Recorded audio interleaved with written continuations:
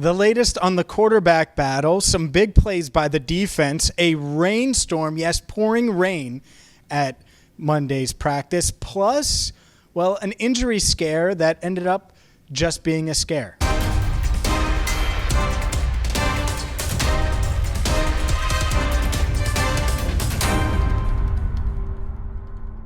Hi again, everyone, and welcome in to Cincinnati Bengals Talk. I'm James Rapien of allbengals.com. Hit that subscribe button, ring the bell, and welcome in to our latest training camp report here from Paycor Stadium, where the Bengals just finished practice on Monday. Tuesday is a walkthrough day, and Wednesday they will be back on the practice field. And, well, it was a rain-covered practice. Everybody got drenched, talked to plenty of players, and a lot of them enjoyed it. Some of the defensive backs said that it was harder to see when you're in man coverage, which makes a lot of sense. The defensive linemen certainly liked it.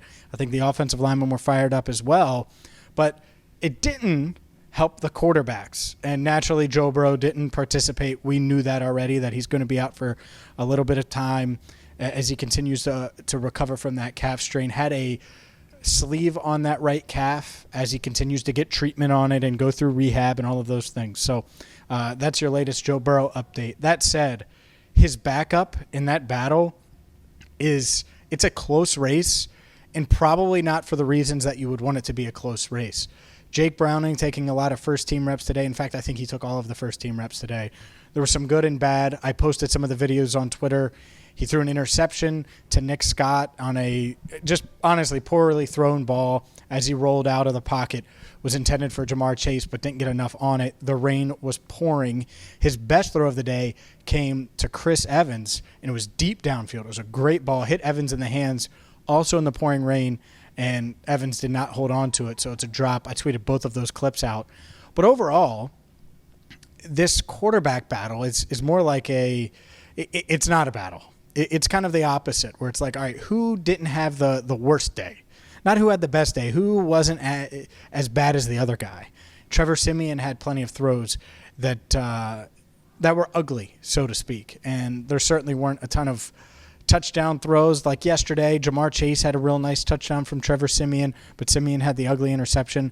I remember multiple interceptions today, but no touchdowns, no long plays deep downfield. Actually, there was one to Trent Taylor over the middle. It was a really nice ball by Jake Browning. He was able to recover from that Chris Evans drop. It was really 3 straight plays almost where Jake Browning, he throws the interception, then a few plays later he finds Chris Evans, and there's a drop, and then he responds and finds Trent Taylor. So he was able to recover from that ugly interception. But overall, both of these guys are struggling right now. It's uglier than you would want. The good news is it's training camp. They'll get an entire game on Friday night to prove it. Trevor Siemian's going to get the start. Zach Taylor confirmed today, or at least that's the plan. I guess things could change. Jake Browning set to play the second half. And I will say this, Siemian threw an interception to Trey Hendrickson today. Trey Hendrickson rose up and grabbed it with one hand and was able to bring it in. DJ Reader was able to deflect the pass at the line of scrimmage and almost get an interception off of that. And so the backup quarterback battle, we'll see. I'll have more on that in a bit. Other notes, DJ Turner continues to make plays. He had a really nice pass breakup against Ja'Marr Chase where the ball probably wasn't where Ja'Marr wanted, but DJ Turner turned, made the play, calm, cool, collected as always, and that's been the theme for him this camp. Chidobe Awuzie continues to recover, looking great, took some individual reps with the wide receivers early in practice, so I just think that they're trying to hold him back as much as possible, so you don't want to put him out there in team drills now when you don't need to, especially today because it was rainy.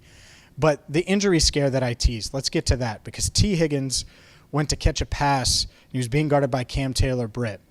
Didn't catch it, and I posted this clip. Nick Scott comes, and he's trying to jump over Tee, which is normal. Defensive backs do this all the time. You're running full speed. You can't put the brakes on all the way. So he went to jump over Tee, hit Tee's helmet, and fell on top of Tee. And Higgins afterwards, and we posted the video right here on Cincinnati Bengals Talk, discussed it. He said his leg just got caught up as he was falling, and that's why he was slow to get up. I thought he might have gotten the wind knocked out of him because Nick Scott's knee literally went into his sternum.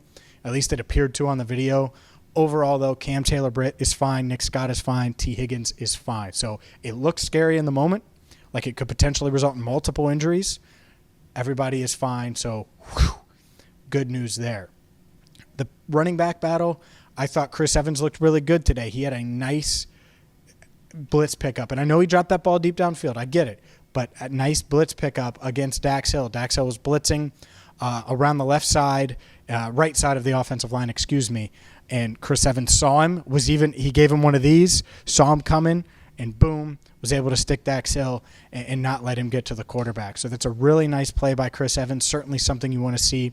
Chase Brown had a couple of nice runs as well, and Irv Smith had a nice catch on the far sideline where he was able to catch it and run for some extra yards. Irv Smith has certainly been one of those bright spots throughout this camp. So overall, another productive day, but certainly a day where the defense wins again.